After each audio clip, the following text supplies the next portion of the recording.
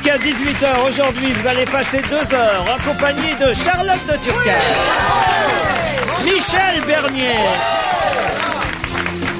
Jérémy Michalak, Mustapha El Atraki et Gérard Miller. Vous êtes resté à Europe 1 toute la journée, Gérard. Je vous ai entendu chez Jean-Marc Morandini ce matin. Absolument. C'est fou. Mais je suis bien, moi, Europe. Bon, vous êtes tous en forme. Ouais. Ah, ouais. Alors, vous êtes prêts à répondre à quelques questions? Vous avez bien révisé. Vous savez tout sur tout. Ouais. Bien sûr. Je rappelle au public ici présent rue François 1er qu'on ne souffle pas les bonnes réponses à mes chroniqueurs, qu'il faut les laisser Ni les mauvaises, sécher d'ailleurs. lamentablement. Hein, évidemment, vous gardez pour vous dans votre tête la bonne réponse. Par exemple, si je leur demande, Françoise Lang a gagné une journée hier. Quel genre de journée a-t-elle gagné? Si c'est celle à laquelle je pense, c'est une bonne journée de merde. Ah oui? Une journée avec François Bayrou. Excellente réponse de Jérémy Michalak. Bah voilà. Lui, il a ou lu les journaux ou regardé hier soir l'émission de TF1, effectivement, émission pendant laquelle François Bayrou a été interrogé. Mais comment cette question a pu passer? Les gens, on leur demande un petit peu la question qu'ils vont poser. Oui. J'imagine qu'ils préparent un peu ça. Celle-là, elle était quand même particulièrement étrange comme question. De vouloir absolument que Bayrou réponde à toutes ces questions et passe toute une journée avec elle. Non, c'est lui qui s'en est très bien sorti en disant vous avez qu'à me suivre pendant une journée. Oui. Mais là quand même, la question qu'elle posait c'était Monsieur Bayrou, est-ce que vous accepteriez de répondre à toutes mes questions? Vous avez pas trouvé ça? Elle était mignonne, pas mignonne, elle était comment? Oui, ça dépend de son corps. J'ai pas vu cette dame, elle était sympathique. Elle avait un Très corps déjà. sympathique. Oui. Pourquoi c'est... Non, mais je trouve que c'était une réplique plutôt originale. Nous, on fait ça souvent. Souvent, les gens, à la fin des émissions, Sauf que les gens viennent dire- refusent. Oui, c'est ça. C'est Non, Gérard, vous proposez pas une journée, vous proposez une nuit. Non. Avant, quand j'étais plus jeune. Quand j'étais Ah plus non, moi, jeune, maintenant. Je trouve ça très bizarre comme question. Bon, en tout cas, il s'en est bien sorti et Il s'en est surtout très bien sorti, notre c'est petit Jérémy qui a évidemment retenu le nom de cette dame, Madame Françoise Lang. Hier, on a pu revoir une image qui date de 97 et qu'on n'a jamais revue depuis. Mais oui. Laquelle? Ah, là, ça se complique. hein, Moi, les je amis. préfère pas en parler. Hein. Pas envie de me prononcer Une là-dessus. image qu'on aurait vue à la télévision, vous voulez dire. Oh, c'était hier lors d'une conférence de presse qu'on a pu revoir cette belle image qui date de 97 et C'est que l'on une a... image sportive, Laurent. Oui, Premier élément. bravo Gérard. Bravo, Gérard. Deuxième élément, c'est Ah, une superbe. image heureuse. Oui, pour la personne en tout cas En question, bien entendu. concernée. Une Oui. femme. Heureuse et malheureuse dans le fond. Et pourquoi est-ce qu'on n'a pas revu cette image depuis 97? Parce que ce sont les faits, Rappelez-vous ce qui s'est passé en les 97. résultats sportifs. Je ne sais pas ce qui s'est C'était passé. des en Jeux 97. Olympiques? Pas du tout. Ah non plus. Bon. Alors c'était. C'est du foot. Et surtout, la question c'est pourquoi hier on a revu Un cette sport, image en un même sport temps. féminin? Non, non, non. Enfin, C'est- ça existe au féminin aussi ce sport, mais en Mais l'occurrence, il s'agit de la compétition masculine. Parce que c'est la hier. première fois qu'un Français se retrouve de nouveau. Non, ça n'a rien à voir avec un Français. Si on l'a justement. revu hier, c'est parce que ça fait 10 ans jour pour jour. Que quoi? Bah, Bah, que ça a eu 2007. lieu pour la dernière fois. Ah oui, c'est vrai, ça fait 10 ans, mais c'est pas jour pour jour, mais j'avais pas pensé que ça faisait 10 ans. Ah Donc, oui, ça c'est veut vrai. dire Vous quoi? dites un événement de 97, on est en 2007, ça, tout le monde peut Et- dire que ça devait être 10 ans. Oui, mais Au c'est niveau pas la question. Ah, alors, est-ce que Si c'est vous voulez, un- je pose pas Au encore de taquet. question de calcul Laurent. mental, Gérard, vous C'est voyez? bon, on était Laurent, fort. est-ce que c'est un sportif très connu? Très connu, oui. Très connu. C'est du sport automobile. Non, Foot. non, Du curling. non.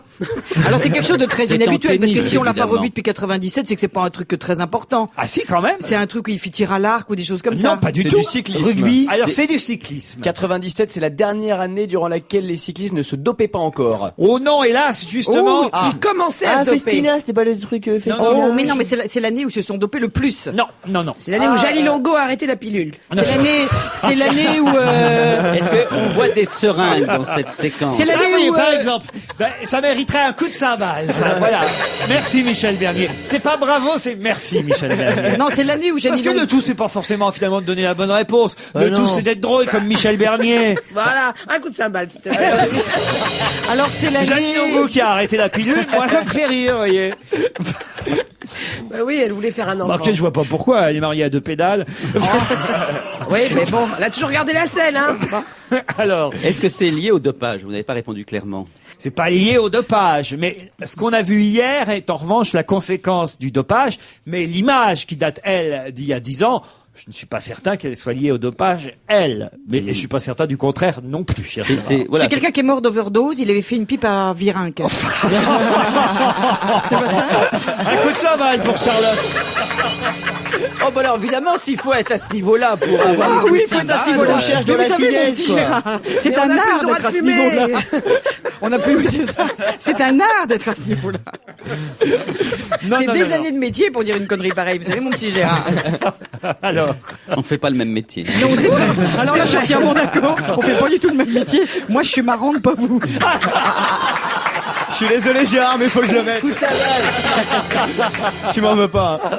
ah ça vous l'avez cherché, Gérard Miller. Très bien. Très bien. Alors, dites ma réponse là quand même. Il y a un rapport avec Ulrich qui prend sa retraite? Oui, alors, Ah, bravo. alors. Hier, effectivement, Yann Ulrich a fait une conférence de presse où il a annoncé sa retraite. Alors, hier, on a pu revoir une image qui date de 97, qu'on n'a jamais revue depuis. Laquelle? Mais il a gagné quelque chose, genre le Tour de France ou quelque chose comme ça? Oui, alors c'est pas seulement lié à lui. Qu'est-ce qui s'est passé? Alors, effectivement, en 97... Il dit qu'il en a marre, qu'il en a absolument marre de toutes Bien ces sûr que c'est suspicions. lié au fait qu'en 97, il a remporté le Tour de France. Et quand hier, il a fait cette conférence de presse, je vais vous mettre sur la piste, puisque là, quand même, Ah ben, on la est photo où il est quasiment- monté sur le podium. On est quasiment arrivé au but. On le voit effectivement derrière lui, alors qu'il répond aux journalistes. Il y a la photo de lui en maillot jaune, en train de gagner sur les Champs-Élysées le Tour de France en 97. Qu'est-ce qu'on n'a pas revu, donc, justement, depuis cette année-là? Ça n'est jamais arrivé. C'est quoi? Et ça n'était pas arrivé avant. C'est ça surtout qui est important. Un gros plan sur les seringues. C'était la C'était la première fois en 97 et ça n'est pas Que arrivé depuis. Toute l'équipe montait sur le podium. Non.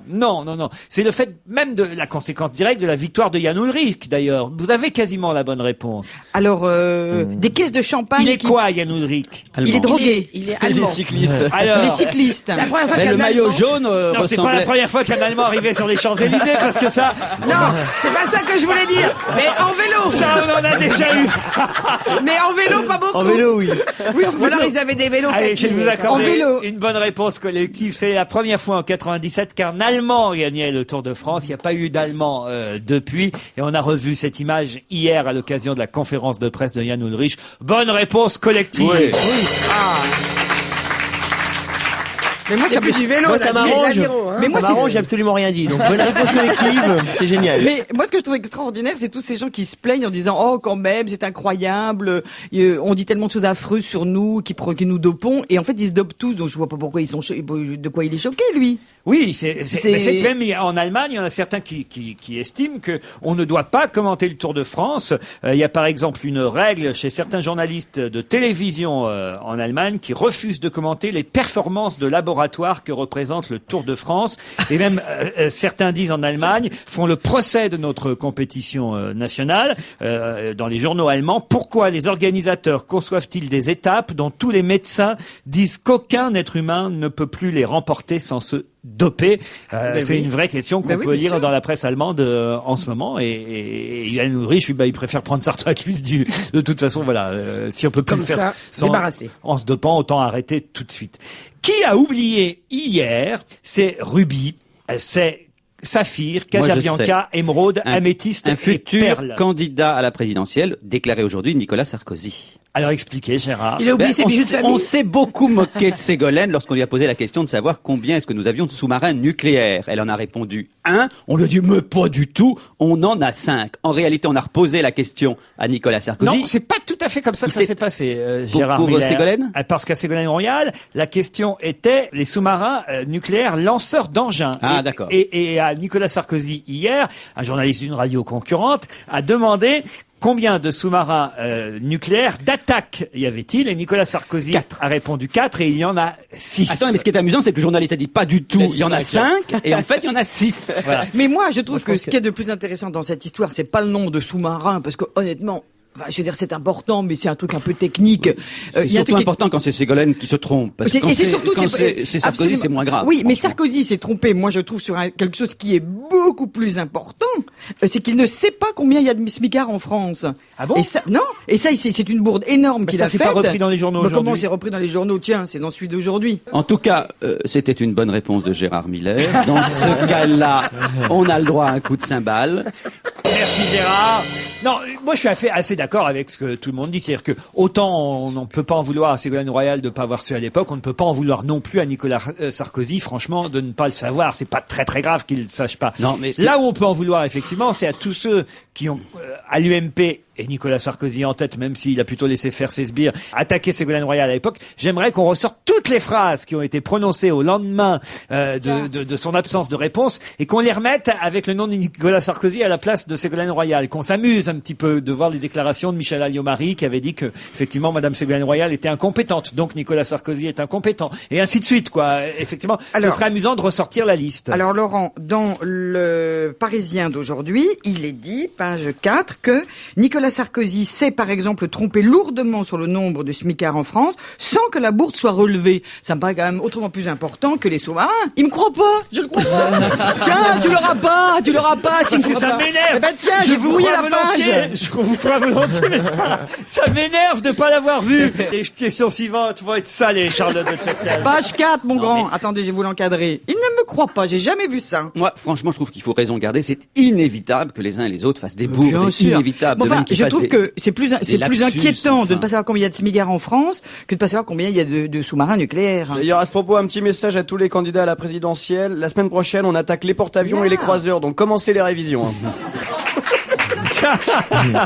Vous avez raison. D'ailleurs, c'est terrible parce qu'hier, il y a aucun téléspectateur qui a posé la bonne question à François Bayrou. Combien y a-t-il de sous-marins? Parce que Peut-être que la dame avec qui va passer la journée va lui poser. Maintenant, c'est la question unique, en fait. Mais en fait, il a répondu 4 au lieu de 6. Mais en fait, lui, il parlait de ceux qui marchent. C'est pour ça. Quand C'est comme les porte-avions, Oui, c'est vous pareil. avez raison. Il y en a qu'un de porte-avions. Ça, c'est facile. C'est le général de Gaulle.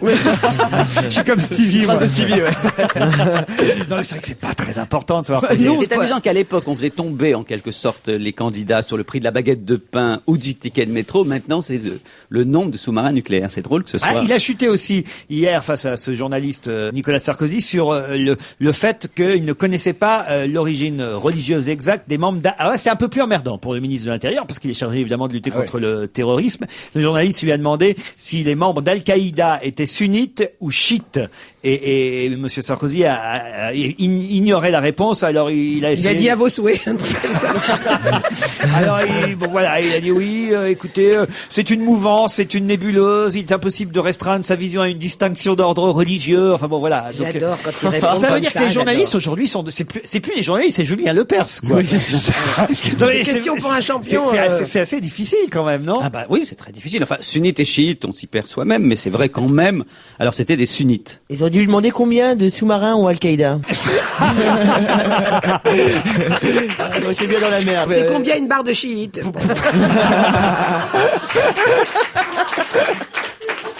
Et alors, ce que le journal Marianne écrit est assez intéressant cette semaine parce que Marianne dit en fait les journalistes suivent les sondages. C'est-à-dire que quand les sondages étaient négatifs pour Ségolène Royal, on relevait toutes les bourdes de Ségolène Royal. Maintenant que les sondages sont un peu plus positifs pour Ségolène Royal et un peu plus négatif, le mot est fort parce que il est quand même toujours en tête Nicolas Sarkozy. Mais en tout cas, il baisse, on va dire. Maintenant qu'il baisse, on tape sur Nicolas Sarkozy. Je trouve ça tout aussi injuste aujourd'hui sur Sarkozy que sur Ségolène Royal il y a 15 jours. Mais les journalistes suivent totalement les sondages et au point même, paraît-il, sur une radio concurrente, qui est un journaliste qui est allé assez loin jusque dans les questions qu'il a posées à Nicolas Sarkozy. C'est-à-dire qu'il faut dire que cette question-là, j'aurais bien aimé la trouver. Vous savez que le candidat UMP a souvent cité, il a un peu abandonné depuis 15 jours, mais Léon Blum, Jean Jaurès dans ses discours, et le journaliste politique a demandé à Monsieur Sarkozy, dites donc Monsieur Sarkozy, il n'y a pas de rue Léon Blum ou Jean Jaurès à Neuilly-sur-Seine?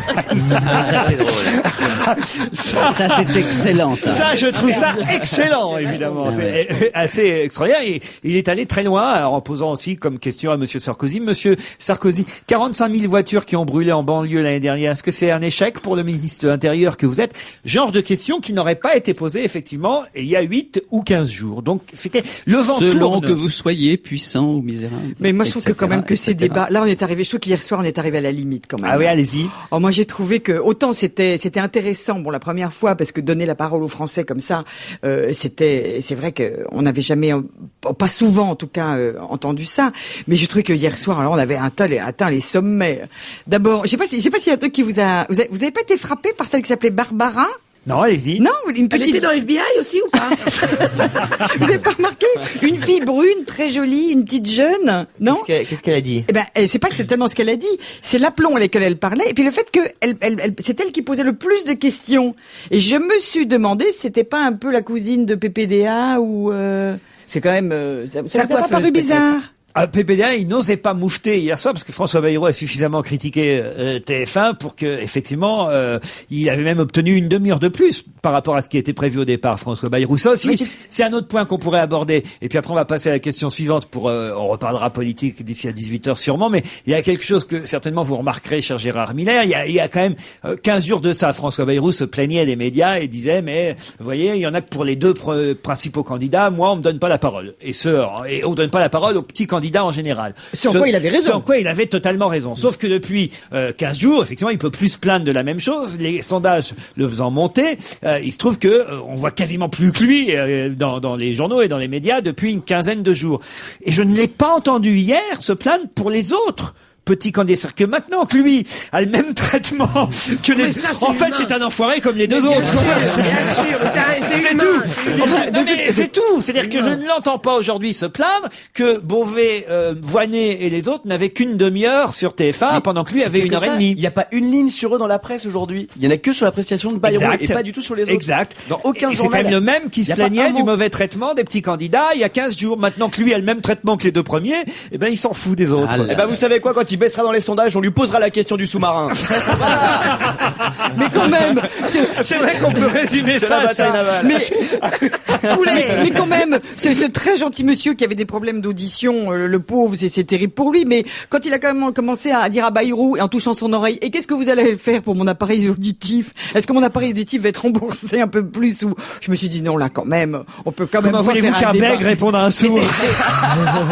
Bah, ça prend plus de temps. C'est quand même. Là, je me suis Au dit, niveau oh, du forfait SFR, c'est quand même. super long. Non mais je trouve ça très bien que ce débat existe, mais il faudrait qu'il y ait quand même le même avec des journalistes, Il y a- des Franchement, gens. moi, je suis pas pour critiquer ce type d'émission. Non, C'est-à-dire je que ça a trouve que- renouvelé le genre. On reviendra là-dessus parce Oui, que j'ai d'accord. et je me suis quand même levé à À 5h du matin pour faire des même questions. pas trouver les bonnes infos. Oh, Charlotte de Turckheim. Je laisse, alors je vais vous dire, vous n'intervenez pas, chers amis, et vous laissez Charlotte répondre toute seule à la question suivante. Eh ben si ça se trouve, j'ai peut-être trouvé du premier coup. Eh ben, ça m'étonnerait. Et ça va bien vous faire chier. Pourquoi surnomme-t-on Monsieur Gadin à la mairie de Paris?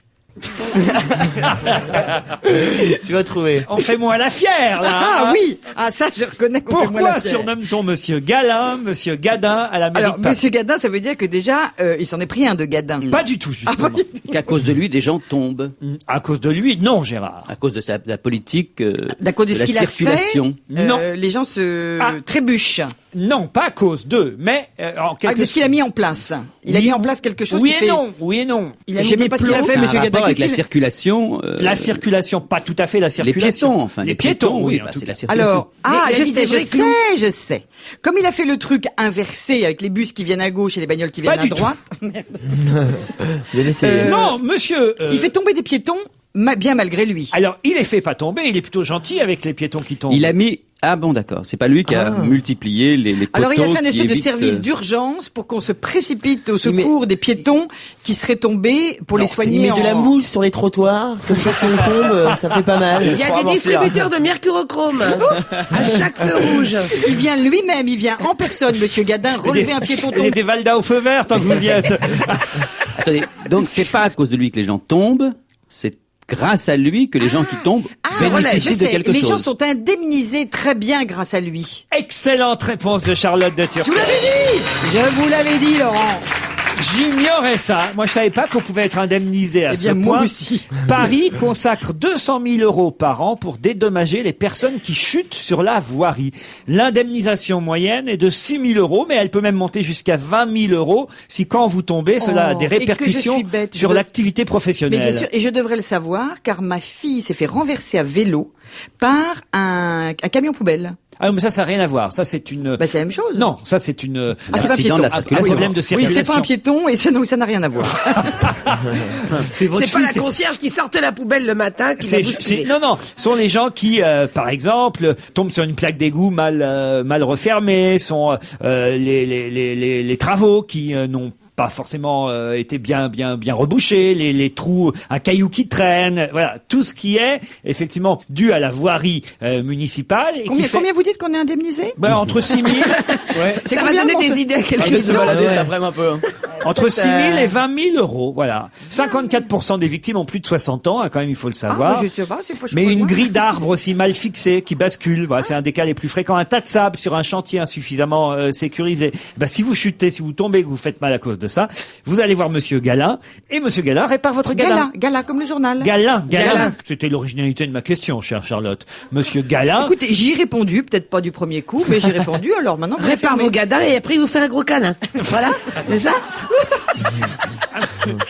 Il est gentil, monsieur Galin. C'est un tombeur, Monsieur C'est Galin. un tombeur. Sur lui, tout glisse. Peut-être pas trop qu'on le dise parce qu'il va y avoir des tas de gens qui vont appeler à la mairie de Paris et dire, je suis Allô tombé, est-ce que vous pouvez pas faire quelque chose là, pour c'est moi sûr, surtout pour 20 000 euros. Moi, je me suis déjà cassé la gueule. Hein. Les premiers vont arriver jeudi à Paris vers 18h. Les premiers quoi? Ah oui. Les rescapés du, je sais pas quoi, non? Les Rescapés d'un truc, non? Non, pas du tout. Les gens qui font un tour de France. Non, pas, non. De protestation, c'est... Mais si vous avez bien lu le journal est-ce qu'ils aujourd'hui, reviennent de Charlotte loin de Turckheim. Est-ce qu'ils reviennent de loin, Pas du tout.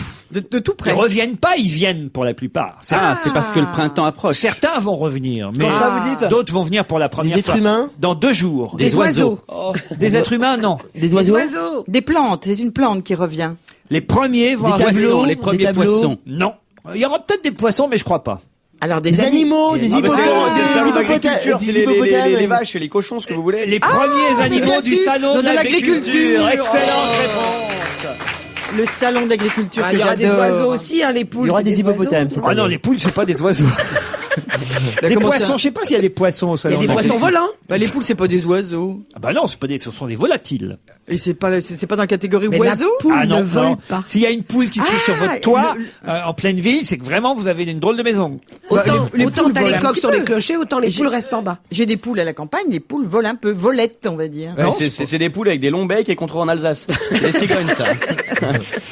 718 vaches, 567 moutons, 66 chèvres, 60 porcs, 110 chevaux et une vingtaine d'ânes, ainsi que des poules, des chiens, vont arriver à partir de jeudi 18h. C'est dans 2 jours. Et là, ils vont tous y passer, j'imagine. Alors, les candidats. Et là. Bayrou avec ses 2 tracteurs, il va kiffer, il va arriver en tracteur là-bas. Ça va être à qui va serrer le plus de mains, va boire un petit coup. Et ça y est, hein, on avait bien prédit hier parmi les questions que j'avais posées à qui monsieur machin va recevoir dans sa cave pour lui faire boire Sarkozy, un petit coup de Sancerre. Ben, ça y est, Nicolas Sarkozy, il les a bu ces 2 verres de Sancerre hier après-midi, qui ne boit pas C'est de peut-être vin. pour ça qu'il a pas bien répondu au porte-avions. Ah bah alors comment ils sont Il y en a 850. Alors, rappelez-moi d'abord le concept du porte-avions.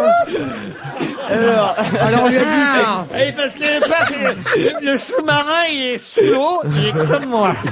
alors on lui a dit, reprenez-vous. Je suis sous ton avion.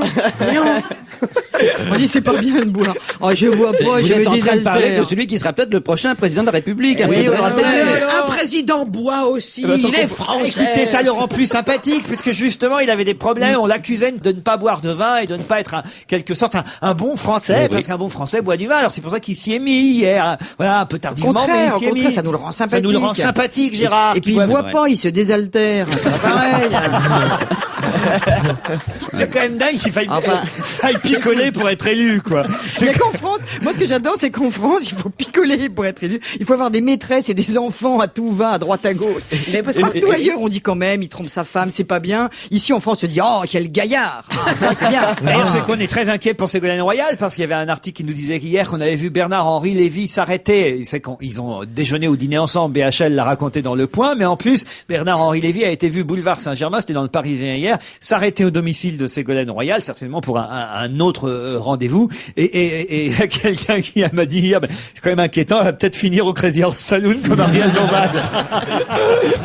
En fait, voilà, c'est-à-dire que Sarko va se mettre à picoler, Ségolène va commencer à faire du striptease. C'est la campagne bat son plein. Bien sûr, puis Jean-Marie Le Pen, il va rejoindre la compagnie créole, tout va bien. C'est bon pour le moral. Alviola vient de disparaître. Ouais. Vous ne connaissez pas Alviola, et pourtant si, vous le connaissez car vous l'avez souvent entendu. Pourquoi et comment? Alviola Alors, est un c'est chanteur. Non, C'est quelqu'un qui fait des annonces. Non. C'est un commentateur sportif. Non plus. C'est le mec dans les aéroports. C'est un être humain, Alviola? C'est un être humain. C'était, hélas, il est décédé, mais c'est un être humain. Il avait un autre nom.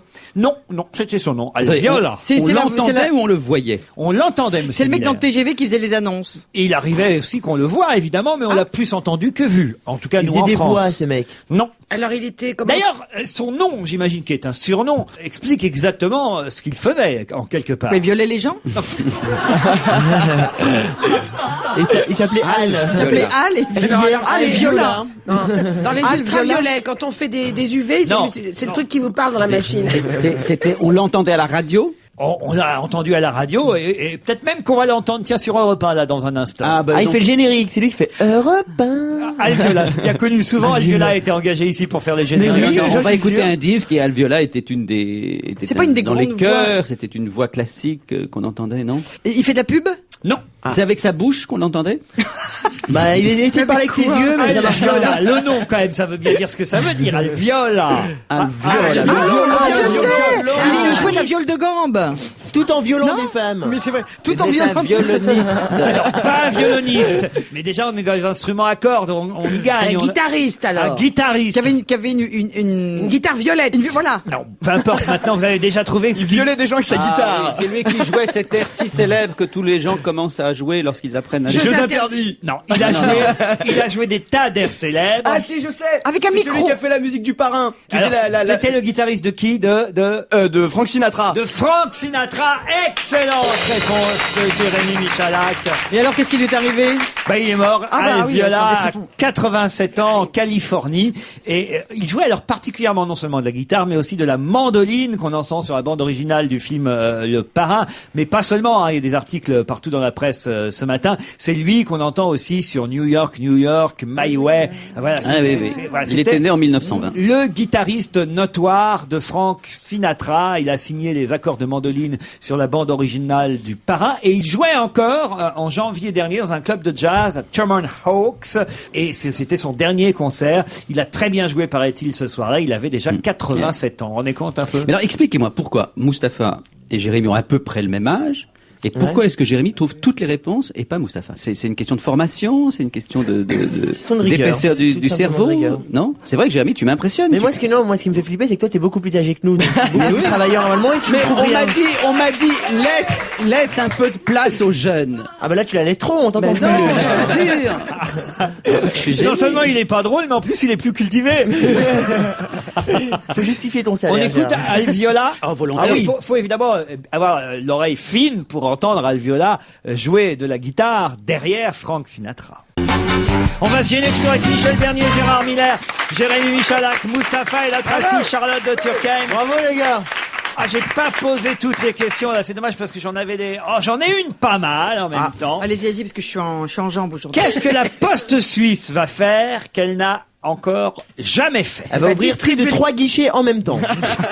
Non, Elle va distribuer le courrier. T'imagines la Elle va file d'attente glisser à la un Poste chocolat. Elle va suisse. faire un timbre en chocolat. non, mais c'est lié au timbre. Un timbre en montre. Non, Un Elle va timbre mettre sur un timbre quelque chose qu'elle n'a jamais mis. exactement, bravo Voilà. Un Gérard. diamant. C'est-à-dire Une publicité. La tête de Johnny. Non, pas la tête de Johnny. une Ah, femme. mais la tête de... Une femme. Une femme, non. Non, un homme. La tête de Rodolphe Flint. Non. Le mec des chocolats, vous êtes une spécialiste, j'aurais été incapable de me rappeler le nom de Rodolphe Flint. Ah bah, les connaît tous, Michel. Moi, je les connais tous, moi, la vache Milka.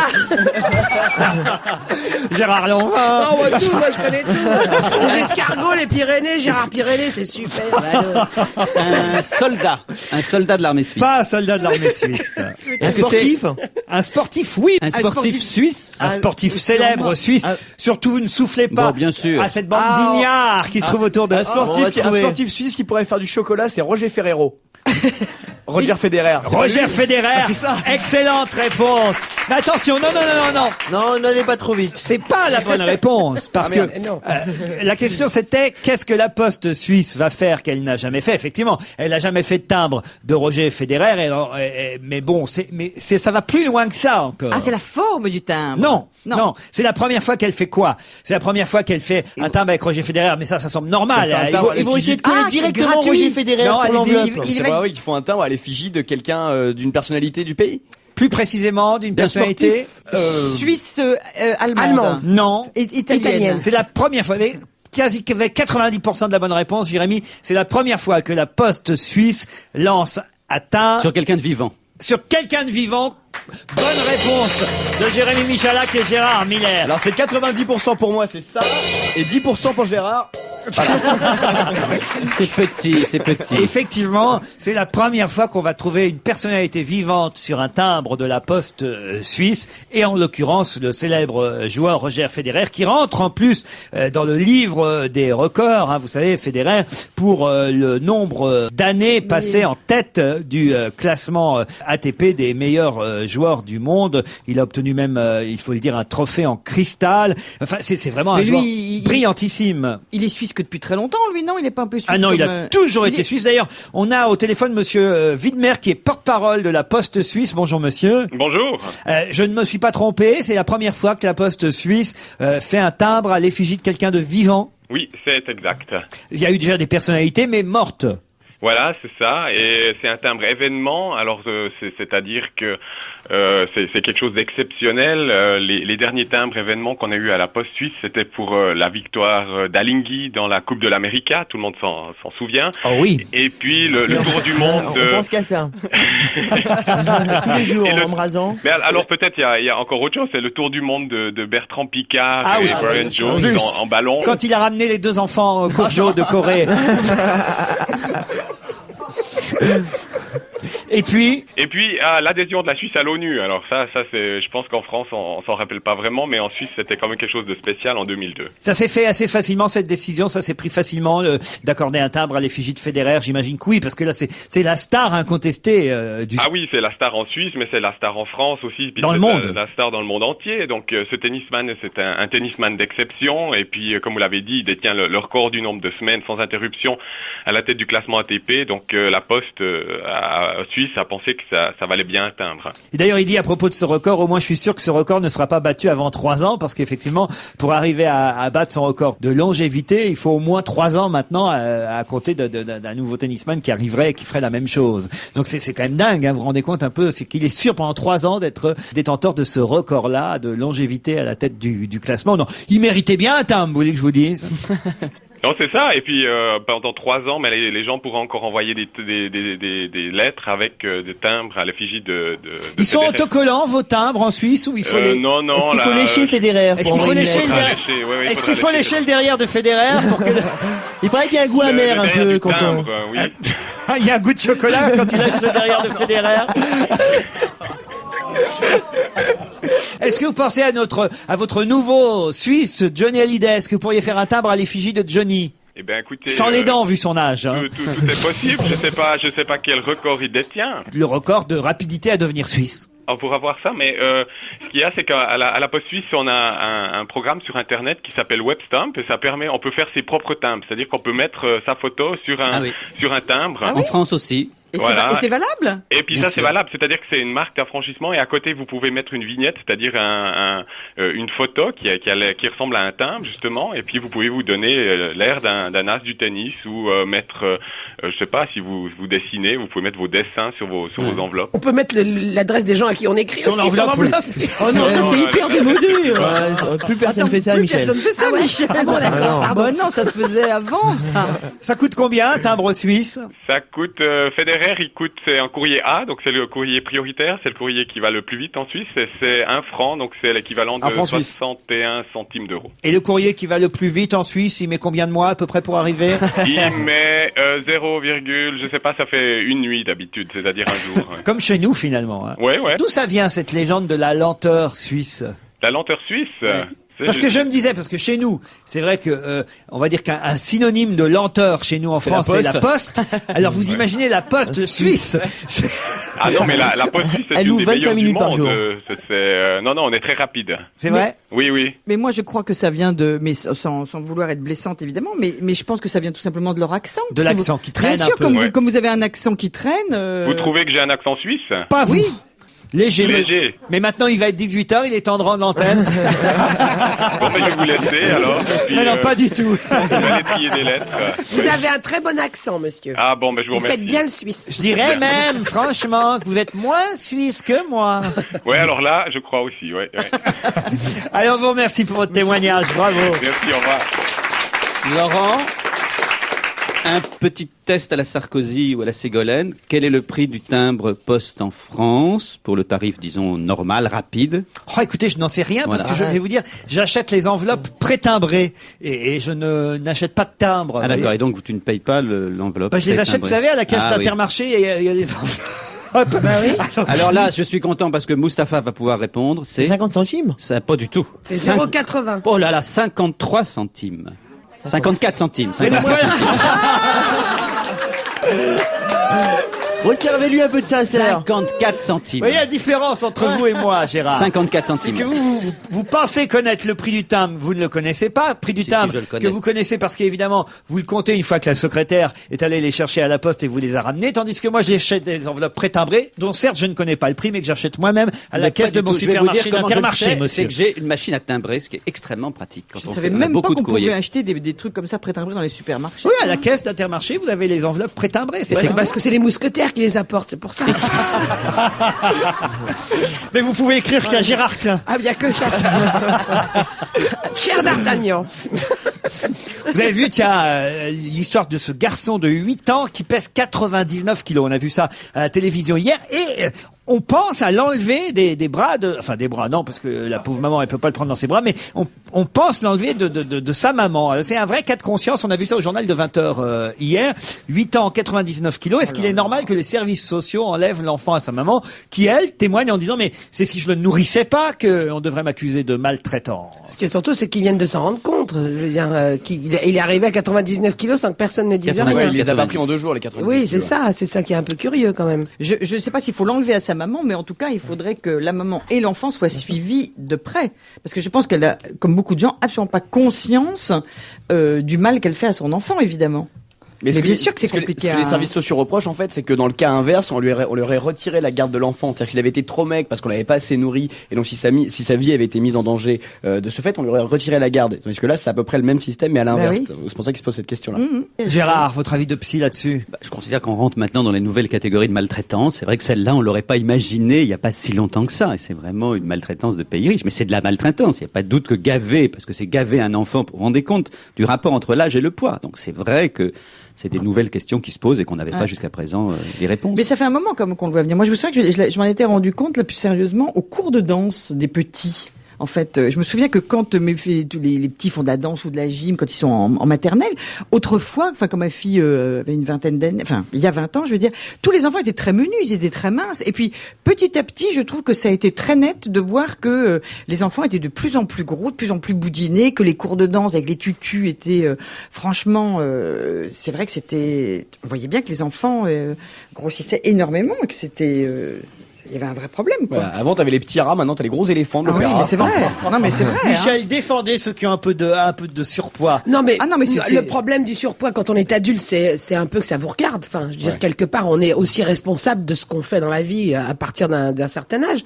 Mais le problème des enfants, c'est effectivement de pas faire la différence entre une tomate et que des chips ou que des frites ou que des gâteaux. Passer son temps devant la télé à se bourrer de saloperies, c'est pas une bonne idée. Le soda, etc.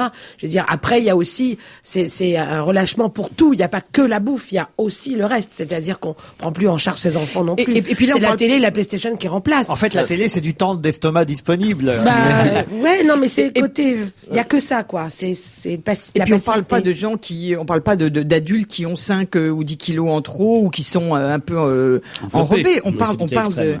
on parle d'enfants qui sont 8 ans. franchement énormes. Oui. Le problème, c'est que lui, il a mangé son petit frère. Il parle. C'est ça, hein. Parlons-nous.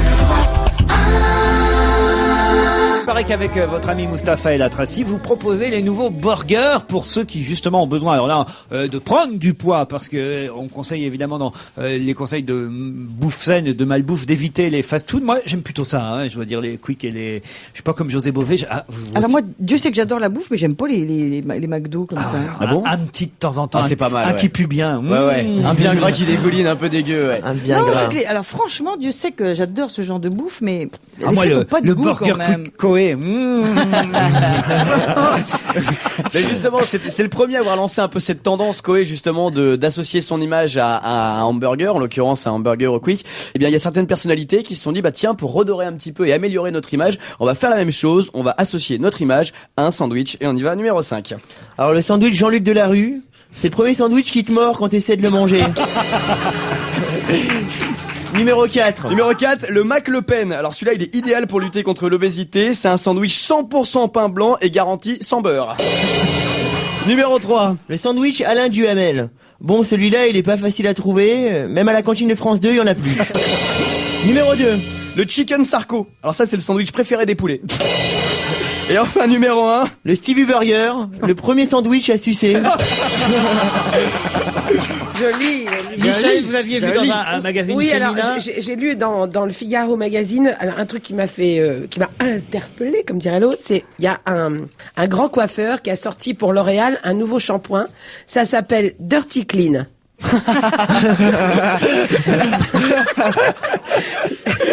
Ça permet de donner un look deuxième jour à des cheveux qui viennent d'être lavés. C'est pas extraordinaire? Oh là là, c'est c'est un bien, shampoing ça. qui donne le look des cheveux sales. Thierry Amiel, il doit utiliser ça. Le chanteur de Kyo, il en a plein. J'ai J'aime trouvé bien ça l'expression formidable. le look deuxième jour. Je ne Hein connaissais pas cette expression. C'est Je trouve joli, pas mal, voilà. ouais. C'était le petit truc. Ah bah qui pour m'a la amusé, barbe, voilà. par exemple, c'est Bien formidable. sûr. Il vaut mieux avoir un look deuxième jour que le look premier jour. Ça, Certainement. c'est évident. Alors pour les cheveux, pourquoi pas, après tout. Oui, mais enfin, ça me fait rire d'acheter un shampoing pour avoir les cheveux sales.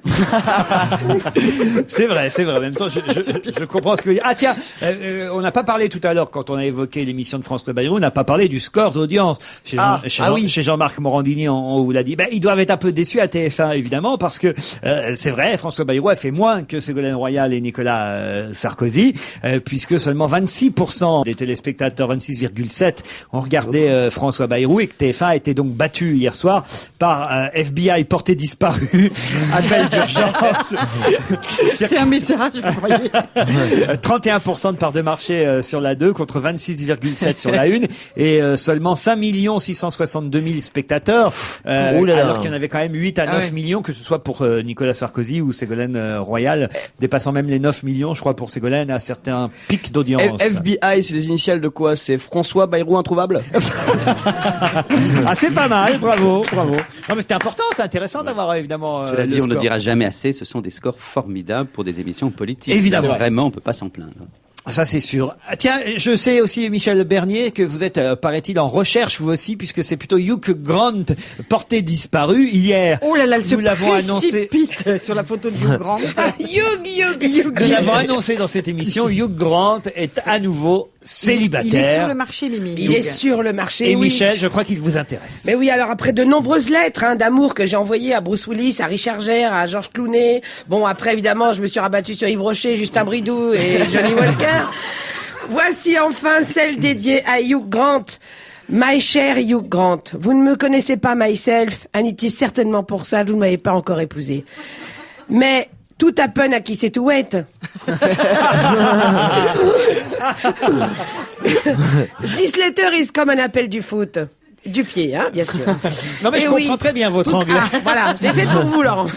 Et oui, I am dragging you effrontément. Car, comment ne pas vous aimer? Vous êtes beautiful, sexy et drôle. J'ai rêvé de vous. And rich. J'ai rêvé de vous des nuits entières dans 4 mariages et l'enterrement de votre femme. Dans Coup de foudre à Belleville. Dans le journal de Brigitte Jean avec moi dans le rôle, évidemment. Vous voyez, Brigitte Jean, vous y êtes.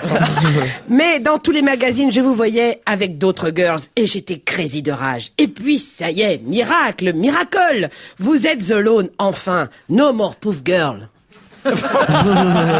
L'autoroute de l'amour in front of me. take off your bretelles. Il est temps, Hugh, de réaliser que vous vous mistakez depuis toutes ces années. Entre les travelots et les porte-manteaux, il vous faut aujourd'hui une vraie femme. A real woman, un peu mûre, mais not blette. With real poitrine d'origine, real haunches and véritable cellulite. C'est plus joli d'ailleurs en anglais. Et si, comme le dit le dicton, changement d'herbage réjouit le veau, je veux bien faire l'herbage. Et pour finir, si Jasmine s'est barrée et qu'on entend Lise hurler, it is with Bernier que tu vas t'éclater. Pas mal. Cellulite. C'est vrai, vous avez raison. Cellulite. Ah oui, c'est beau, c'est rare. Il y a light C'est comme dans Cellulite. Skin of Orange. Voilà, c'est quand même plus joli. And the Capitans. Oh yes. The Capitans. Little Bourlette. Little Bourlette. Et Poignées of Love. Est-ce que c'est pas Ou, plus joli? Golden d'amour. Ah, yes. Les zones d'amour, c'est quoi comme zone d'amour? Les poignées d'amour. Et le slip of horse. Quoi? La culotte de cheval. The pants, the hot pants. En anglais, tout passe oui, tout mieux. passe. C'est en mieux, fait. c'est mieux, c'est fou. toujours Même mieux, ton c'est shampoing, toujours c'est mieux dirty. Oui, tu vois, dirty clean, alors Oui, que parce ça que- propre, oui. ça le fait pas. Si vous allez chez le pharmacien en demandant je voudrais Tignas Crade, ça marche pas. On va se gêner jusqu'à 18h avec Michel Bernier, Gérard Miller, Charlotte de Turckheim, Mustapha El Atrassi, Jérémy Michalak. Allez, on parle un peu de la campagne électorale. C'est vrai qu'elle bat son plein et on va évidemment, j'allais dire en baver, s'amuser aussi pendant 2 mois parce que entre les questions des journalistes qui piègent les animateurs sur les sous-marins, comme on l'a évoqué, entre 16h et 18h, pour ceux qui ne sauraient pas encore que l'émission démarre maintenant à 16h, et les sondages qui vont et viennent dans un sens ou dans l'autre et qui font un peu, finalement, c'est vrai, qui font un peu l'opinion. Les sondages font, si ce n'est l'opinion des Français, puisque ce sont quand même après tout les Français qui font l'opinion des sondages. Les sondages, eux, font un peu l'opinion des médias, Gérard. Vous n'êtes pas d'accord avec ce papier dans Marianne cette Absolument. semaine? Non, c'est tout à fait vrai. C'est-à-dire qu'en fonction de ce que les sondages disent, les journalistes changent. Et la question qui se pose, c'est est-ce que les sondés ne sont pas en train de se moquer justement des sondeurs et des médias? Moi, je me demande ça. Parce que je n'ai jamais été... Pourquoi est-ce que tu trouves Parce que que ça mais- fluctue beaucoup, tu Ça trouves? fluctue beaucoup, c'est quand même des variations qui rendent la campagne insaisissable. Et les sondés sont après tout des citoyens comme les autres. Pourquoi est-ce qu'ils ne joueraient pas eux aussi avec ça? D'après les 2 derniers sondages, alors qui sont en plus, qui ont été faits sur un échantillon à peu près identique, 1005 personnes pour le sondage LH2 pour RMC 20 minutes et BFM TV, 1005 personnes d'échantillon. L'autre sondage pour Le Point Ipsos fait sur 957 personnes, donc on est à une cinquantaine de personnes près. Et vous avez dans un sondage un résultat qui donne 50-50 au deuxième tour entre Nicolas Sarkozy et Ségolène Royal, ce qui est une vraie remontée pour la candidate Bien sûr. socialiste par rapport au sondage d'il y a 15 jours, et un autre qui donne 53% pour Nicolas Sarkozy et 47% pour Ségolène Royal. Donc Nicolas Sarkozy toujours gagnant, même si effectivement il est dans ce sondage en chute de -1 et elle +1. Donc en fait, ce qu'il faut, c'est regarder tous les sondages et voir la C'est pas tendance ce qu'il faut, qui parce en que, ressort. par exemple, quand il y a eu un sondage où elle était à 45 au deuxième tour et lui à 55, il faut expliquer que c'est considérable. Il faut dire, c'est simplement 5 points. Non, c'est énorme. Et moi, je sais pas ce que vous en pensez les uns et les autres, mais j'ai l'impression que autrefois, j'allais dire, on votait quand même essentiellement pour un parti.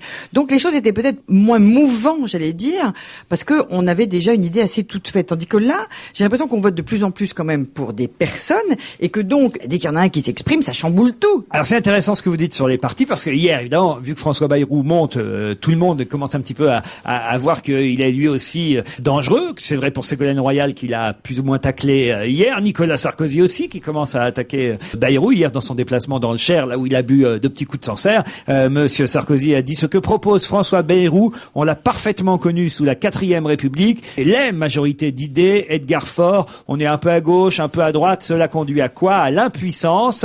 Voilà, c'était le règne des partis, en fait, qui se partageaient le gâteau. On avait une politique informe. Si le gouvernement Bayrou échoue alors qu'il est de droite et de gauche, on laisse la place à quoi? À Le Pen ou à Laguiller? Voilà ce qu'a dit Nicolas Sarkozy hier. C'est évidemment excessif, mais ce qui n'est pas complètement faux, c'est que peut-être depuis longtemps, on a une campagne quand même très claire, avec deux vrais choix de société. Évidemment, deux choix de société démocratique, mais entre Ségolène et Nicolas, c'est vraiment deux choix de société. Et donc, du coup, Bayrou apparaît un petit peu en plus. Bon, cela dit, c'est ça qui faisait son charme au début, c'est qu'il apparaissait en plus. Oui, mais moi je pense que c'est ça qui fait sa force, et je pense qu'on se méfie pas du tout assez de lui depuis le début. C'est-à-dire que les gens sont complètement dans un clivage gauche-droite, alors que je pense que la majorité des Français veulent voter pour quelqu'un en particulier, mais qui vont voter. Vous allez voir. Ouais, c'est toujours la différence entre ce que les Français aiment et ce qu'ils font. Ils adorent Kouchner, ils l'ont jamais élu. Ils adorent Arte, ils regardent TF1. On connaît bien ce principe-là. Donc c'est ça le problème. Moi j'aime beaucoup Bayrou que je connais, mais c'est pas faux quand la gauche rappelle qu'il a toujours, pendant toute une période, voté avec la droite. Il a été participant des gouvernements de droite. Et il y a un moment donné, effectivement, où il a pris ses distances. Mais pour l'instant, il a peut-être pas encore suffisamment fait ses preuves de la façon dont il voulait gouverner. C'est ça, sans doute. En tout cas, parmi les phrases un peu assassines qu'avait eu l'UMP à propos de Ségolène Royal quand elle n'avait pas su répondre sur les sous-marins, puisque hier, monsieur Sarkozy s'est fait piéger de la même façon, eh bien, monsieur Lelouch doit se mordre les doigts aujourd'hui, lui qui est délégué à la défense de l'UMP, qui avait dit, juste après l'absence de réponse de Ségolène Royal à la question sur le nombre de sous-marins nucléaires, il avait dit le président de la République en France doit être le patron de la politique étrangère, il a le domaine réservé, ne pas savoir de quoi est composée notre force de frappe alors même qu'on a été membre d'un gouvernement pendant des années, ne pas savoir qu'on a 4 sous-marins, ne pas savoir qu'il y a une composante aérienne, c'est problématique. Il ne s'agit quand même pas d'une élection cantonale partielle en Poitou-Charentes, avait dit monsieur Lelouch. Vous remplacez Poitou-Charentes par Neuilly-sur-Seine aujourd'hui et ça marche aussi, n'est-ce pas monsieur Lelouch? Faut toujours faire attention dans une campagne à ce que son propre candidat ne fasse pas les erreurs qu'on reproche à l'adversaire. Là, c'est trop évident, quoi. Oui, mais en même temps, ce sont des choses tellement futiles que on est d'accord sur le fond. Comment peut-on même... On peut reprocher ni à l'un ni à l'autre de ne pas avoir su répondre. Ce qu'on peut reprocher, c'est à certains d'avoir attaqué bassement une candidate de ne pas avoir répondu, alors que finalement... Voilà, je trouve qu'il devrait même pas revenir là-dessus, tellement c'est idiot. Remarque, ce qui est bien au moins, c'est que c'est le seul sondage qui met tout le monde d'accord. C'est que 100% des candidats ne savent pas combien on a de sous-marins nucléaires. Celui-là, il diffère pas. C'est ça qui est dingue. Et en fait, qu'est-ce que les Français en ont à foutre de savoir combien il y a de sous-marins nucléaires? Non, mais c'est important qu'ils le sachent. C'est parce qu'on leur a encore pas dit combien ça leur coûtait. Oui, exactement. Voilà, exactement. Par contre, ce que les Français ont envie de savoir, et à eux de décider, c'est est-ce qu'on construit ou pas un deuxième porte-avions nucléaire, puisque là, Ségolène Royal a pris une position qui est de dire qu'elle préfère consacrer cet argent à l'éducation, à la recherche. Ça, c'est une différence avec Sarkozy. Après, c'est à nous de choisir.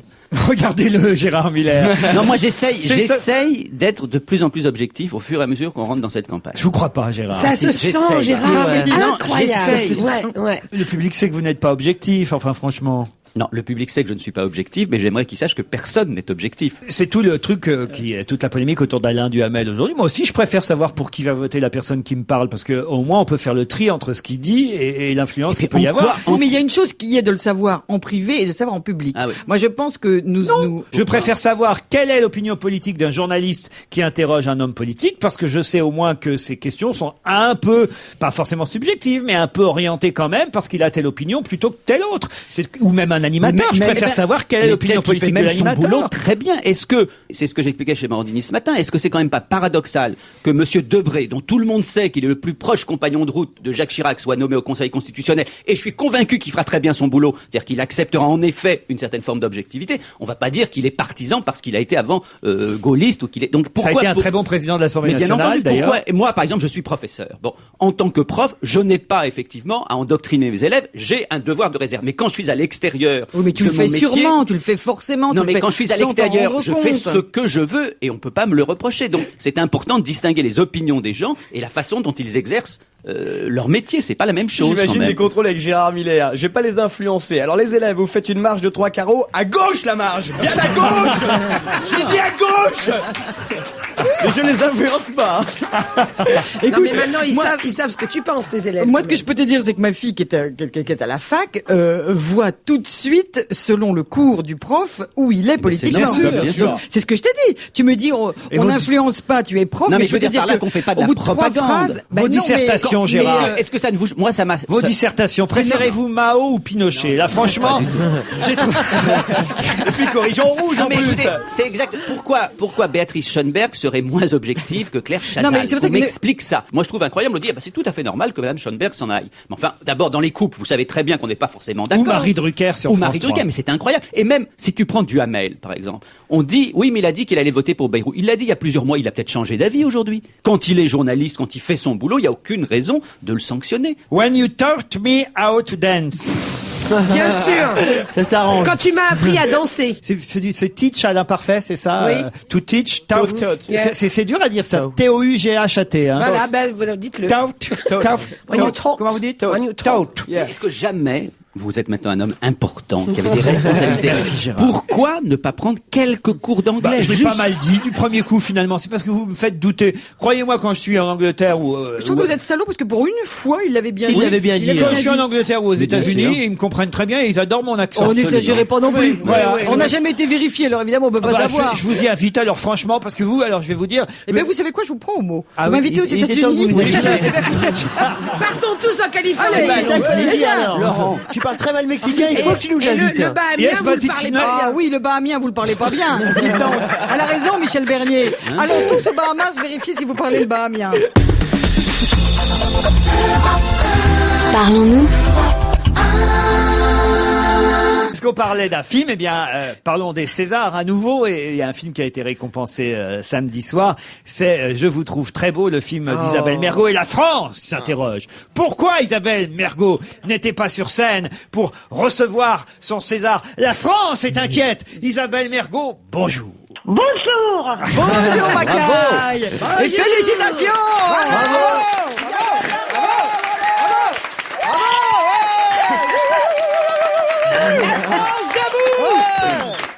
Eh bien, je lève mon verre. Oh, moi, je vous trouve très belle, moi. Oui. Ah, Moi, je merci. vous trouve très talente. Alors, pourquoi je n'étais pas là? J'ai pas la grosse tête, mais j'avais la grosse joue. C'est-à-dire que... Et alors, moi, je fais bien de la télé tous les jours avec. Ben oui, mais vous en avez deux, ça équilibre. Tandis que moi, j'en avais que d'un côté, c'était pas du pipeau, j'avais une chic énorme, et ça allait pas du tout avec ma jolie robe décolletée. Voilà. Et donc, j'étais commandée au dernier moment, parce que je pensais samedi matin que ça allait peut-être le faire, mais en fait, non. quoi. Est-ce que c'est Et vrai que vous avez décommandé? C'est une rumeur qui court. Alors, pardon, hein, je sais que nous sommes amis, Isabelle, on peut le dire, mais Oui. je suis obligé de faire mon travail de journaliste. Bien sûr. Et donc, je suis obligé de poser les vraies questions. Combien y avait-il de sous-marins au César?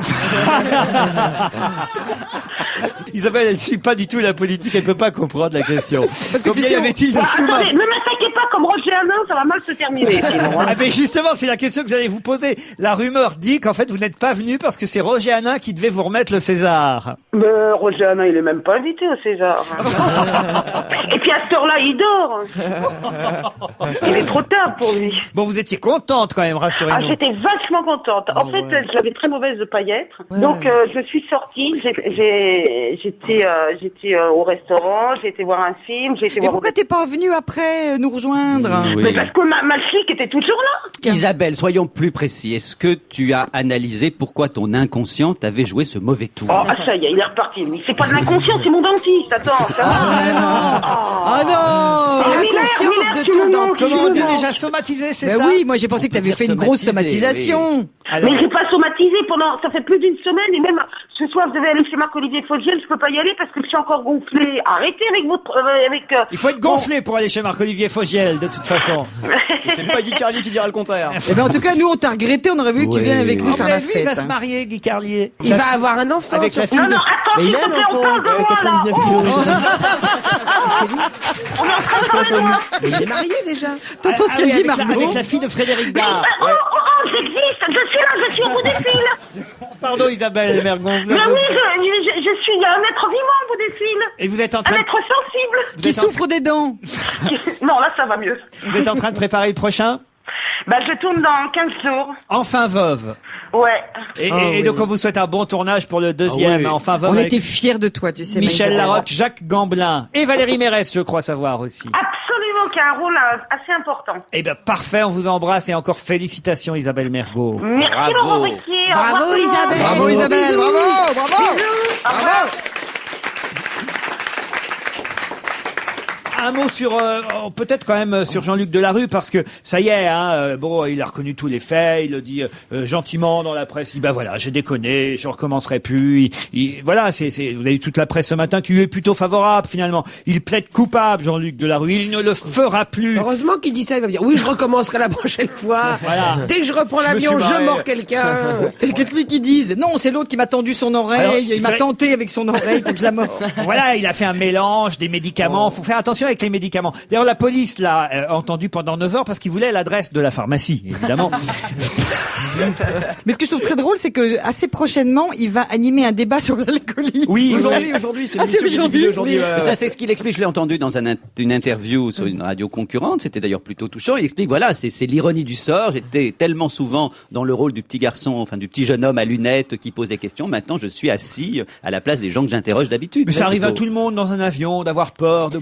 Qui n'a pas frappé quelqu'un avec un saumon surgelé? Je vous le demande. Il dit que c'est absolument faux, que exactement comme si on disait qu'il avait attaqué avec un pot-au-feu. Dément complètement. Ça peut être dangereux un pot-au-feu, là, Gérard. Il dément complètement le l'histoire du précédent incident. Il dit que, vu sa médiatisation, si c'était arrivé il y a quelques mois ou quelques années, parce qu'il pense que c'était il y a quelques années ce vol en question, eh bien, on en aurait beaucoup plus parlé, que d'ailleurs, ça n'a pas été retenu contre lui du tout. Le saumon surgelé. Vous-même, à bord d'un avion, Charlotte, alors je me moque un peu moins parce que je reconnais qu'une fois dans un avion, j'ai failli péter les plombs, en fait. Mais en fait, l'hôtesse a été vachement bien sur ce coup-là. En fait, je suis très claustrophobe. Et puis, je suis remontée dans un avion au bout de 8 ans. À un moment, je m'endors. Et puis, je me réveille. On est au milieu de l'Atlantique. Et puis, je dis à mon compagnon, je lui dis, dis-moi, quand quelqu'un se sent pas bien et que tout d'un coup il est très angoissé et que, est-ce que l'avion peut atterrir? Il me dit, bah oui, bien sûr, en cas d'extrême urgence, il peut atterrir. Alors il paraît qu'avec une voix blanche, j'ai dit, eh bien c'est maintenant. Je me sens très mal. Il faut que l'avion atterrisse. Et alors là, j'ai dû faire une tête absolument parce qu'il a appelé l'hôtesse. Il a dû faire un énorme clin d'œil à l'hôtesse en disant, oh là là, elle va pas bien. Et donc l'hôtesse s'approche de moi très gentiment, me dit, madame, vous aviez une question à me poser? Je lui dis, oui. Quand quelqu'un ne va pas bien, qu'il se sent très mal, est-ce que l'avion peut se poser immédiatement? Oui, c'est ça. C'est la voix des débite en enfer. Et alors, la femme s'est penchée sur moi très gentiment. Et là, l'hôtesse répond dans le cockpit, ça suffira. Non, mais vachement gentiment, elle m'a dit, oui, bien sûr, madame de Durkheim, il n'y a aucun problème. D'ailleurs, je vais tout de suite dire au pilote qu'on va se poser. J'ai dit, je vous remercie infiniment. Et puis elle est revenue, elle m'a dit, en attendant que je parle au pilote, vous allez me prendre ces 2 petites pastilles, et puis je vais tout de suite parler au commandant. J'ai fait, d'accord, je les prends tout de suite. Et là, je suis partie. J'ai dormi pendant 8 heures d'affilée. Ah bah voilà. Il faudrait donner ces petites pastilles. Et en fait, je me suis rendu compte que, évidemment, après, je leur ai demandé, évidemment, qu'ils m'ont filé un truc pour dormir. Illico, ils se sont dit, celle-là, elle va nous péter un câble, on va l'endormir tout de suite. Gérard. Je suis vraiment pas pour jeter la pierre à Delarue. Moi, j'aime pas non, mais je vous assure. Même un saumon. Ces acharnements médiatiques, à un moment donné, ça va, c'est pas d'acharnement, on rigole, là, Gérard Miller. On rigole. Lui, il a l'air, quand même très touché. T'as dû en faire des conneries, toi. T'as dû en faire des conneries, Non, pas du tout, justement, mais j'aime pas quand. Je crois qu'ils sont dealers, Gérard Miller, en fait. J'aime pas qu'on crie avec les loups, franchement. Il a passé plusieurs heures chez les flics, cette histoire suivra son cours, ça va bien. Non, de toute façon, fondamentalement, on rigole. On peut en discuter, c'est le principe de ces émissions. Bien sûr. Non, mais je parle pas de nos discussions sympathiques, je parle quand même d'une forme d'acharnement sur lui. Combien de couvertures il a fait avec cette histoire? Il va bientôt finir par pouvoir s'inviter lui-même dans ses émissions. Bien ça, c'est sûr. pratique. Non, mais enfin, il a fait des couvertures, Gérard. Pas plus que vous et moi, s'il nous arrivait la même chose. C'est un personnage public à partir de là. Je vous rappelle quand même qu'il avait pété un plomb il y a déjà 3 semaines au moins. Il avait fait une couverture de Voici où il était nu, il se roulait dans le sable de manière ridicule avec sa petite amie. Vous vous souvenez de ça? Bah voilà, ça c'était les Mais là, premiers il mordait le signes. sable. Mais non, là, il pêchait le saumon. Parlons-nous.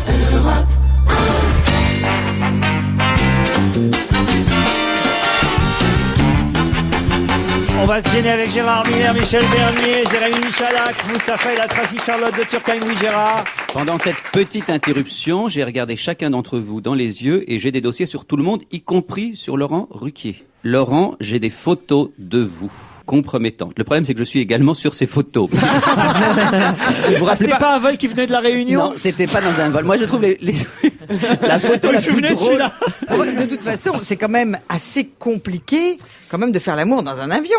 Ben, pas tellement. Ça dépend pour qui. Ça vous est déjà arrivé, vous? Ah, moi, ça m'est déjà arrivé, oui. Moi, ça m'est arrivé à moitié, mais pas, alors, pas complètement, quand même. Un pied dehors, un pied dedans. Non, Sur les ailes. Mais pas... Non, mais il faut bien dire, sans que nous nous mettions à rêver un peu trop, que le moment où vous êtes sur un long courrier, Oui. la nuit, style après qu'on ait tous dîné, après qu'on ait vu le film, à l'époque où il n'y avait pas encore les petits téléviseurs individuels, donc on regardait le film et après l'avion dormait. Quand vers 2 ou 3 heures du matin, il y a cette ambiance incroyable dans l'avion, tout le monde dort, sauf 2 personnes, c'est quand même extraordinaire. Dont Jean-Luc Delarue qui jette des raisins qui se balade à poil. Et Serge un côté Liado, il est où échangisme. Serge Liado qui nous attend et qui nous écoute là? Serge, bonjour. Oui, bonjour. Pardon, on était sur des considérations comment s'envoyer en l'air et on avait oublié la chanson flash, dites donc. La chanson flash déjà, comme le temps passe. Non, d'abord la chanson qui se ressemble. À 2 minutes près, vous n'allez pas m'emmerder, Liado. Hein. Donc, ces histoires d'envoyer en l'air, mon petit Laurent, ça vous trouble, hein? Alors, vous allez comparer des gitans, cher ami. A priori, le flamenco, bon, pour un béotien, tout ça, ça se ressemble. Et pourtant, quand on ça tend se l'oreille, ressemble. vous allez voir, ça se ressemble à tel point que dans les 2 exemples que vous allez entendre, c'est pratiquement le même refrain, les mêmes textes à une lettre près. Ça marche comme sur des roulottes. Hein. Il y en a un qui chante Obi Oba et l'autre Jobi Joba. Ah bah Jobi Joba, c'est les Gypsy Kings. C'est les Gypsy Kings, oui, ça date de 82. Et Obi Oba, c'est les Gypsy Kings. C'était un groupe qui s'appelait El Príncipe Gitano. Et le principe gitan. C'est le prince gitan. Ah, le prince gitan. Principe, c'est prince. Et voilà. Ah, je savais pas. Le principe Albert, le principe Charles. Et c'est ça, oui. El Príncipe Carlo. Et les Gypsy Kings, ça signifie les rois gitans. Vous voyez, il y a des rois, des princes. Mais les Gypsy Kings, ils ont copié parce que le prince gitan qui chantait Obi Oba en 79, il a précédé de 3 ans les Gypsy Kings. Oui, oui, c'est antérieur. Ça a été déposé à la SACEM espagnole. Il y a eu procès et justement, le tribunal, qui est la cour d'appel de Paris, a dit que bon, c'est vrai, ça se ressemble un petit peu, mais rien ne prouve que les Gypsy Kings aient entendu la chanson avant. Vous voyez, donc, Évidemment. C'est bien, Serge, c'est courageux de dire que les gitans sont des voleurs, c'est bien. non, je vais pas dire. Oh là là, pas tous. On écoute les chansons qui se ressemblent.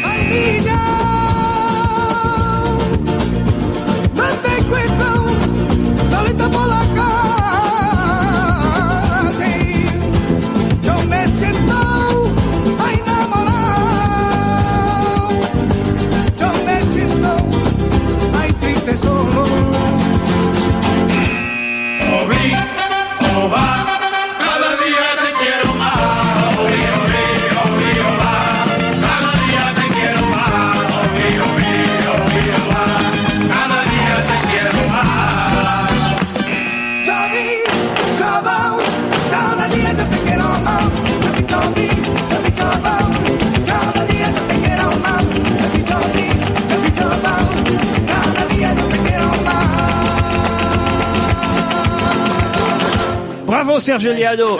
Dans les 2 cas, de toute façon, c'est agréable, bien agréable à entendre. Et ça me rappelle, je dois dire, une anecdote que m'a racontée une amie, d'ailleurs, on peut le dire, la fiancée de notre ami Mustapha El Atrassi, sans citer son nom. Elle m'avait raconté ça un jour où Non, on vous trouvez volait son nom dans Voici. on volait de nuit ensemble Ophélie Winter, en dites-le, avion. ça n'a aucune importance. Et elle m'avait raconté qu'elle était à une grande fête anniversaire. Je crois que c'est pas la fête d'Arthur, je crois. Endemol, ouais, qui allait- fête il allait tous en Guadeloupe. Endemol, où il y avait tous les gens qui travaillaient avec Endemol, et elle faisait partie de ces équipes-là. Il y avait 200 ou 300 personnes, et il y avait un orchestre, puis ça se chantait toujours la même chose toute la soirée. Et à un moment donné, elle va vers l'orchestre, et elle dit, mais vous pouvez pas jouer autre chose que les Gypsy Kings? Et ils ont répondu, mais nous sommes les Gypsy Kings. Et ça, je trouve que c'est la plus belle anecdote qu'on m'ait jamais racontée. Je trouve que c'est la plus belle gaffe. Ah, Mustapha. Elle est bien ta gonzesse. Et après, elle sort avec Mustapha, elle enchaîne les gaffes. Elle m'a dit, tu fais que les sketchs de Mustapha, en fait, après? La chanson flash du jour. Alors, concerne une information, je dois dire, Serge, qui ne m'avait pas sauté aux yeux, pour être honnête, mais allez-y, expliquez. James Cameron, qui, vous le savez, a mis en scène le Titanic, il a réalisé le Titanic, il vient de produire un documentaire affirmant qu'on a retrouvé le tombeau de Jésus avec sa femme, Marie-Madeleine, et son fils. Ah, j'ai entendu ça sur Europe 1 ce matin, effectivement. Voilà. James Cameron vient de retrouver Jésus et son tombeau que l'on croyait perdu. Il repose en paix d'après ce qu'on apprend avec sa femme et ses enfants. Jésus revient et l'on sait enfin que son fils s'appelait Judas. Et si c'est prouvé, tout le monde dira, eh ben, il était pas rancunier ce mec-là. Faux, dit un savant qui a fouillé l'endroit. Sur 900 tombeaux de cette époque-là. Le nom de Jésus 70 fois est gravé, il arrête pas de ressusciter. Jésus revient, mais certains chrétiens disent que ce Cameron est zinzin. Après son succès avec le Titanic, il veut couler les catholiques. Ah, c'est bien la chute. Voilà.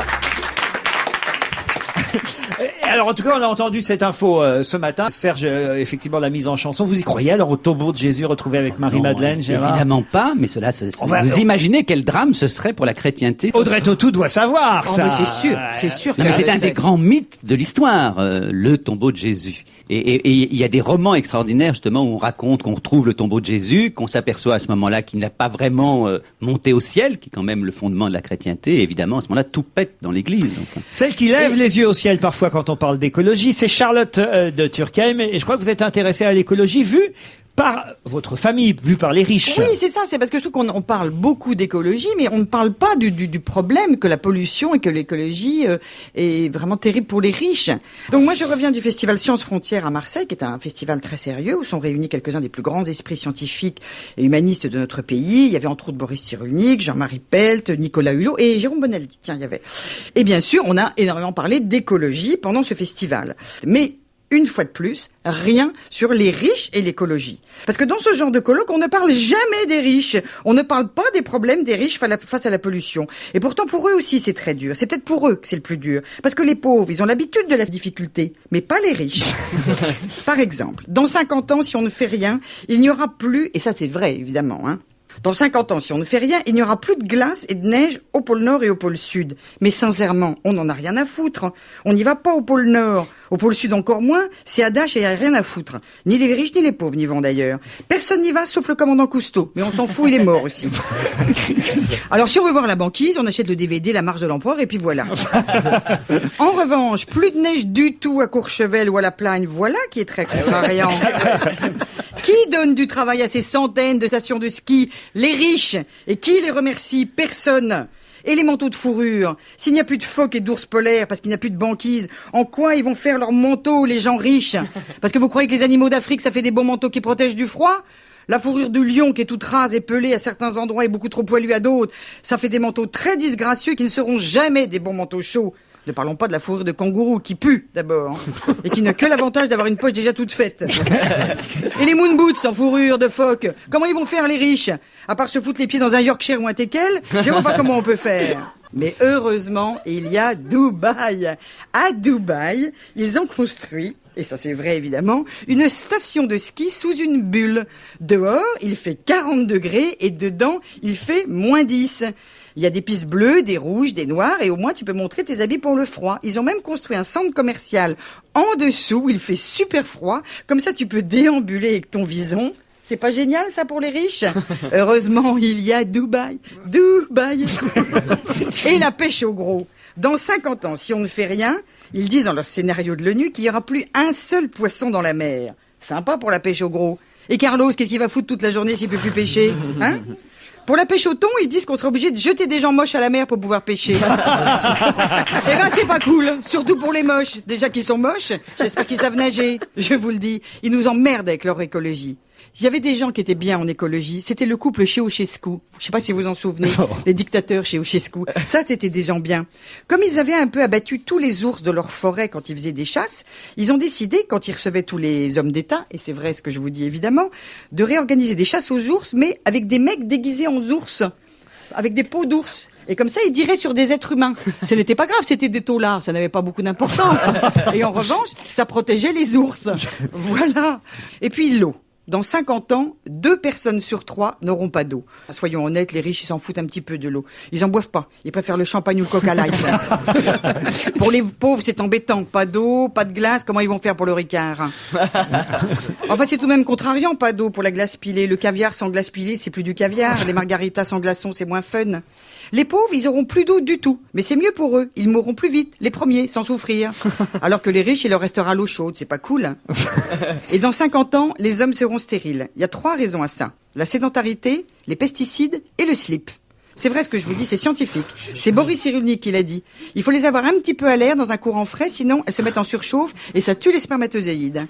Alors, en revanche, ça, c'est peut-être une des vraies chances pour les riches. Pourquoi? Parce que eux, premièrement, ils n'en mettent jamais de moule-couille. Ça fait plouc. Ils ont toujours porté des caleçons mi-cuisses Ralph Lauren. Et en plus, ils ont les moyens de prévoir et de faire congeler leur sperme dans des banques. Et après, la Terre ne sera peuplée que de petits fabriqués avec du sperme de riches. C'est pas génial, ça? Voilà ce que je tenais à vous dire sur ces pauvres riches face à la pollution. Et j'espère que maintenant, grâce à ce que je viens de vous dire, vous regarderez enfin les riches comme des êtres humains et que vous serez les premiers, quand ils auront froid, quand ils auront faim, quand ils auront soif, à leur tendre une coupe de champagne. Je suis pas sûr que vous soyez élu avec votre programme.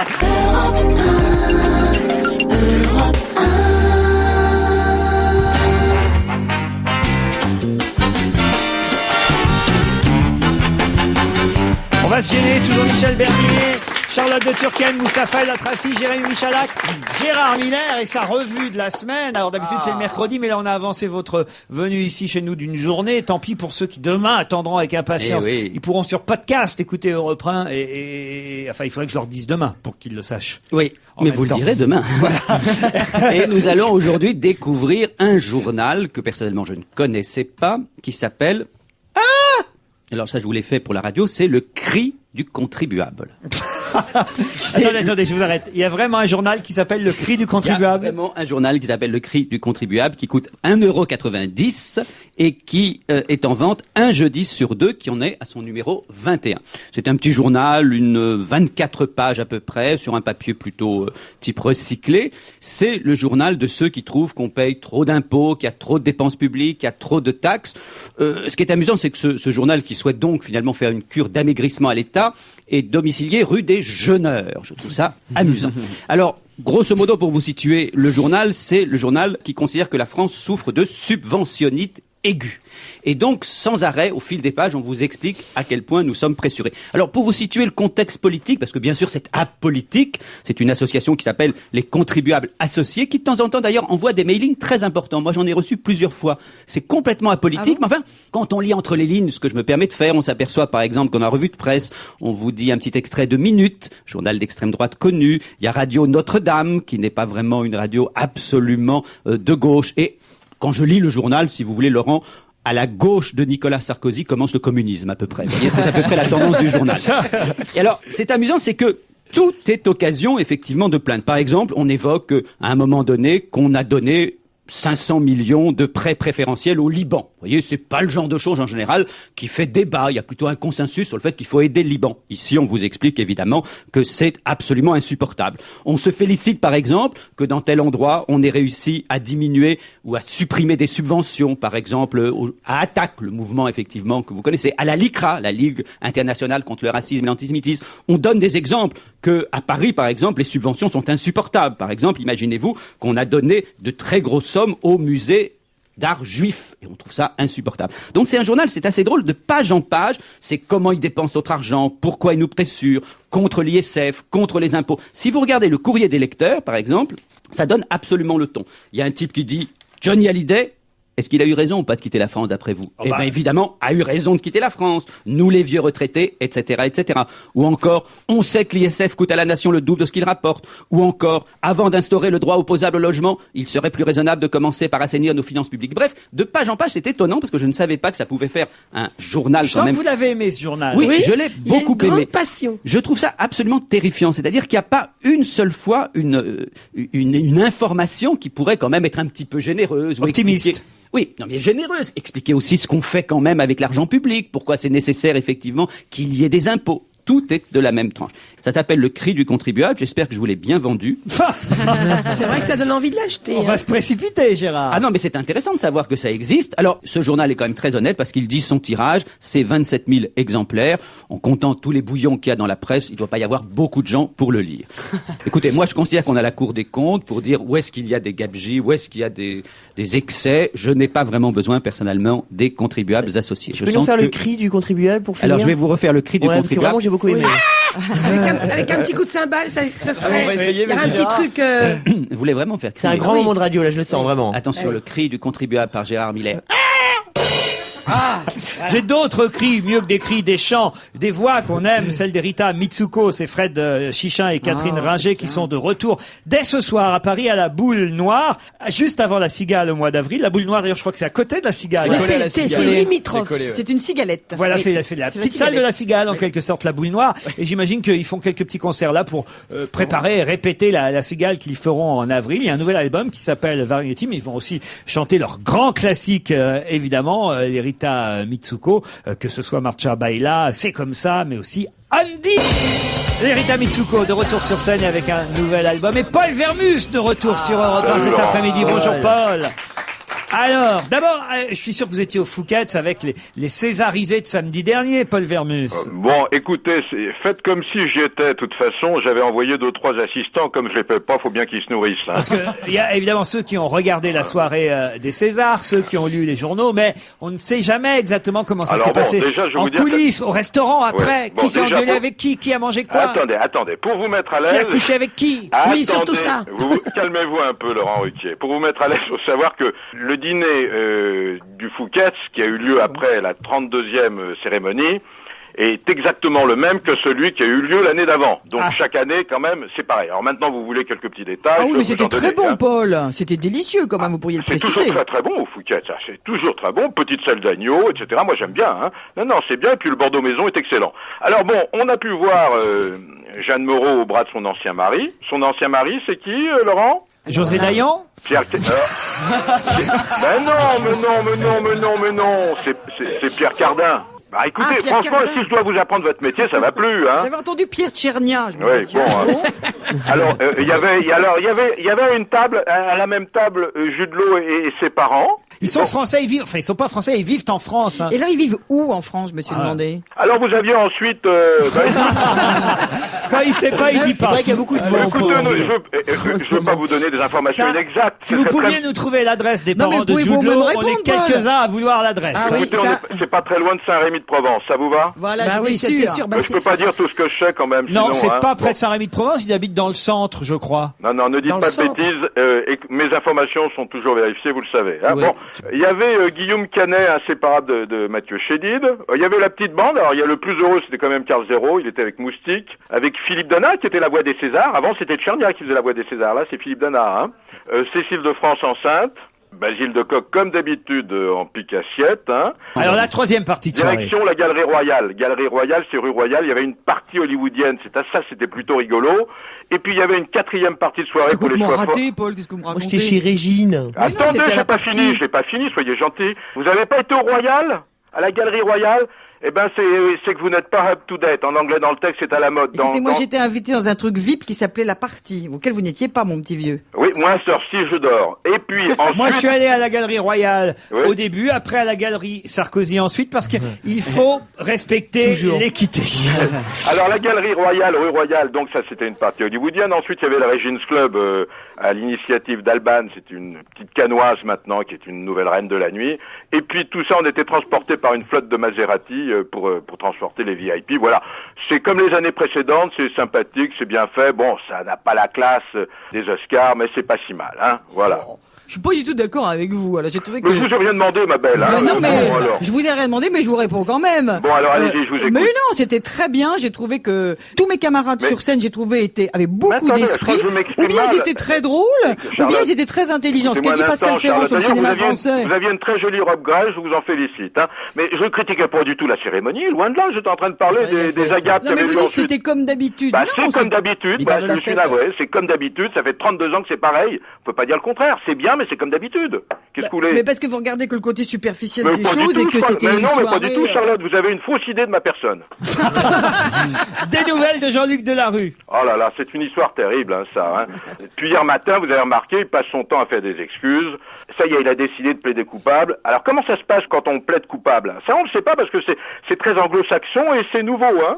Alors, lors d'un huis clos qui aura lieu fin mars, hein, ça se passera au tribunal de Bobigny. Le procureur de Bobigny va proposer une peine pour les faits. Alors, les faits, c'est quoi? C'est violence, outrage, agression sexuelle, tentative à la circulation aérienne, j'en passe, c'est des meilleurs. Est-ce que c'est pas un peu fort, agression sexuelle, quand même? Bah, je sais pas, j'étais pas là, bon.